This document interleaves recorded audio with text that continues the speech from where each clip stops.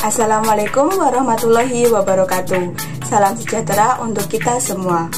Kami di sini dari kelompok 8 yang beranggotakan Diana Oktaviani, NIM 12640620101, Ovia Mita Riestiana, NIM 1264062010102, dan Iis Nurwidya, NIM 1264062010128 akan menyampaikan materi mengenai kepemimpinan dan kekuasaan.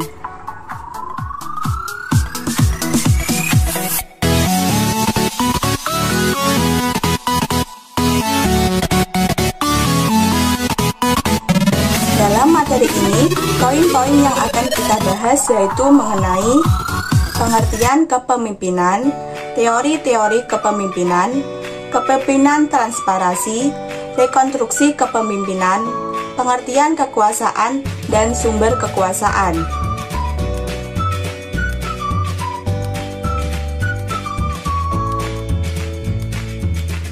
Pengertian kepemimpinan. Yang pertama, menurut Wahjo Sumidjo, kepemimpinan pada hakikatnya adalah suatu yang melekat pada diri seorang pemimpin yang berupa sifat-sifat tertentu seperti kepribadian, kemampuan, dan kesanggupan.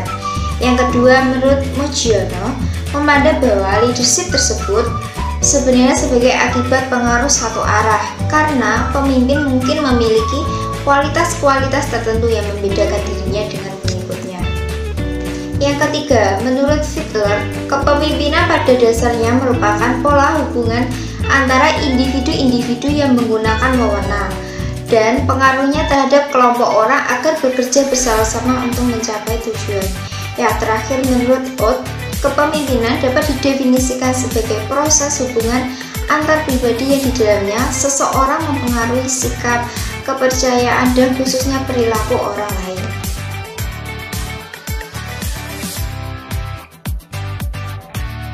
Teori-teori kepemimpinan. Yang pertama, Krugman Theory. Krugman Theory atau dikenal sebagai teori orang hebat membuat asumsi bahwa sifat kepemimpinan dan bakat-bakat kepemimpinan di bawah seseorang semenjak orang tersebut dilahirkan. Yang kedua, Chart Theory. Chart Theory atau sering kita sebut sebagai teori sifat kepribadian ini meyakini bahwa orang yang dilahirkan atau dilatih dengan kepribadian tertentu akan menjadikan mereka unggul dalam peran kepemimpinan. Yang ketiga, Kontingensi Theory. Teori kontingensi atau yang berasal dari kata kontingensi teori menganggap bahwa tidak ada cara yang paling baik untuk memimpin dan menyatakan bahwa setiap gaya kepemimpinan harus didasarkan pada situasi dan kondisi tertentu.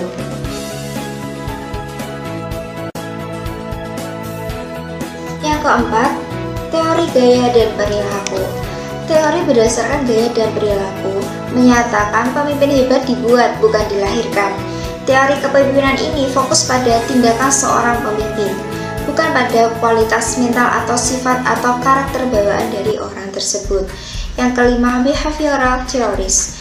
Teori perilaku atau behavioral theories ini menghadirkan sudut pandang baru mengenai kepemimpinan. Teori ini memberikan perhatian kepada perilaku para pemimpin itu sendiri daripada karakteristik mental, fisik, dan sosial pemimpin tersebut. Yang keenam, teori servant. Teori kepemimpinan servant atau dalam bahasa Indonesia disebut sebagai pelayan pertama kali diperkenalkan pada awal tahun 1970-an. Teori ini meyakini bahwa seorang pemimpin yang baik adalah pemimpin yang bertugas untuk melayani, menjaga, dan memelihara kesejahteraan fisik serta mental pengikut atau anggotanya. Yang ketujuh, teori transaksional.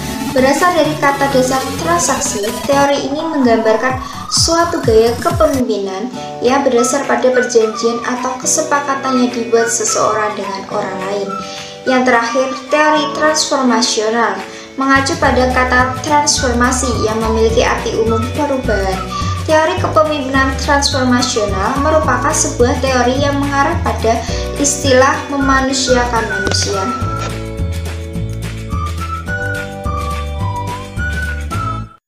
Pada poin pembahasan yang ketiga yaitu terkait kepemimpinan transparansi. Kepemimpinan transparansi merupakan suatu gaya kepemimpinan yang transparan, terbuka. Terbuka dalam segala bentuk kegiatan, yaitu adanya timbal balik antara seorang pemimpin pemerintahan dengan anggota masyarakat, sehingga menciptakan pengelolaan yang baik. Biasanya dilakukan dalam pemerintahan yang transparan untuk menuju good governance. Artinya bahwa suatu pemerintahan dapat dikatakan baik jika seluruh sistem yang dijadikan sebagai tolak ukur kepemimpinannya memasukkan unsur transparansi dalam setiap kebijakannya. Kepemimpinan transparansi ini bisa dijamin keberhasilannya jika terdapat pengembangan sistem manajemen dan manajemen dikembangkan demi mencapai sasaran kepemimpinan. Program manajemen dapat dicapai jika pemimpin dan stafnya mengembangkan sistem manajemen yang mendukung kelancaran kerja dan efektivitas serta efisiensi pemanfaatan sumber daya yang transparan.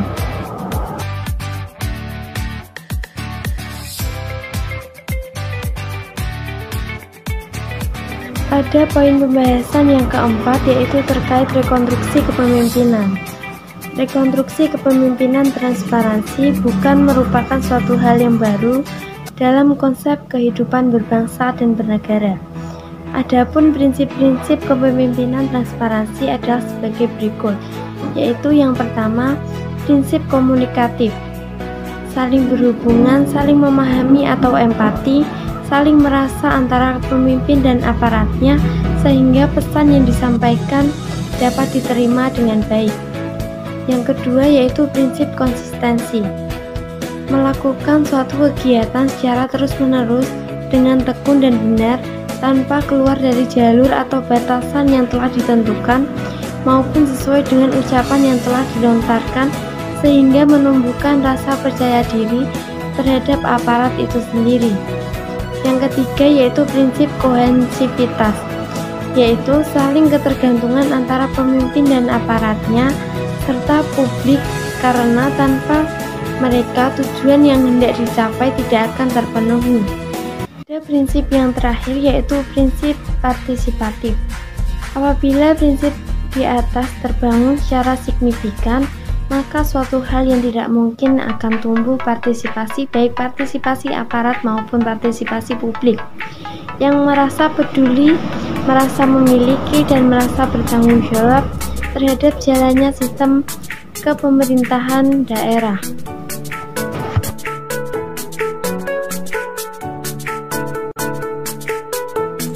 Pengertian kekuasaan. Kekuasaan atau biasa disebut dengan power dalam kepemimpinan tidak bisa dipisahkan karena keduanya memiliki hubungan yang sangat erat. Dengan kekuasaan, pemimpin memperoleh alat untuk mempengaruhi perilaku para pengikutnya. Ini berarti bahwa kekuasaan merupakan alat di dalam proses kepemimpinan. Kekuasaan adalah kemampuan untuk mempengaruhi pihak lain menurut kehendak yang ada pada pemegang kekuasaan tersebut. Kekuasaan terdapat di semua bidang kehidupan dan dijalankan.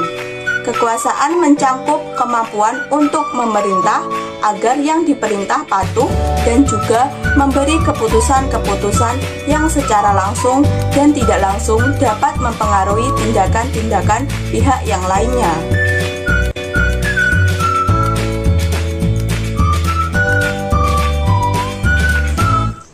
Sumber kekuasaan. Dalam menjalankan kepemimpinan, seorang pemimpin harus memiliki kekuasaan atau power. Bentuk kekuasaan bermacam-macam menurut Bowen dan Card, seperti yang dikutip Anuradha 1995-222 bahwa ada 6 bentuk dari kekuasaan yang dimiliki seseorang, yakni 1. Kekuasaan legitimasi. Seseorang akan memiliki kekuasaan legitimasi bila orang tersebut memiliki jabatan tertentu. Semakin tinggi jabatan yang dimiliki, maka semakin besar kekuasaan atau pengaruh yang dimilikinya. 2. Kekuasaan imbalan.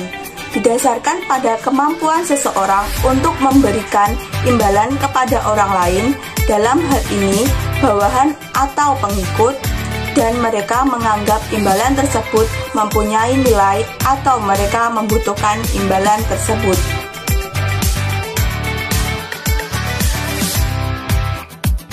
Tiga, kekuasaan paksaan merupakan kekuasaan atau kepatuhan terhadap orang lain karena mereka takut akan hukuman yang dijatuhkan kepadanya. Kekuatan dari kekuasaan paksaan tergantung pada implikasi negatif dari hukuman tersebut, dari apakah ada kemungkinan hukuman tersebut dapat dihindari atau tidak. 4. Kekuasaan keahlian. Kekuasaan ini ada sebagai akibat dari keahlian atau kepakaran yang dimiliki oleh seorang pemimpin.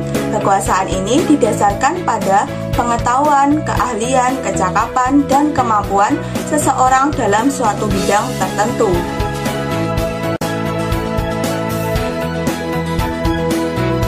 5. Kekuasaan referensi. Kekuasaan referensi adalah kekuasaan yang dimiliki oleh pemimpin karena pemimpin tersebut memiliki karisma atau kepribadian yang menarik.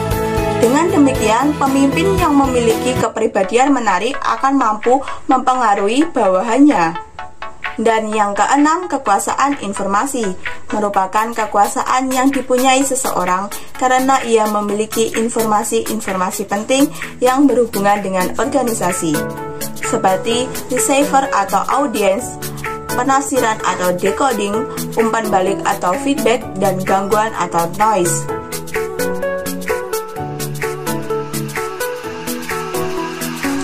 Sekian pemaparan materi dari kelompok kami. Bila ada kurang lebihnya, kami mohon maaf yang sebesar-besarnya. Wassalamualaikum warahmatullahi wabarakatuh.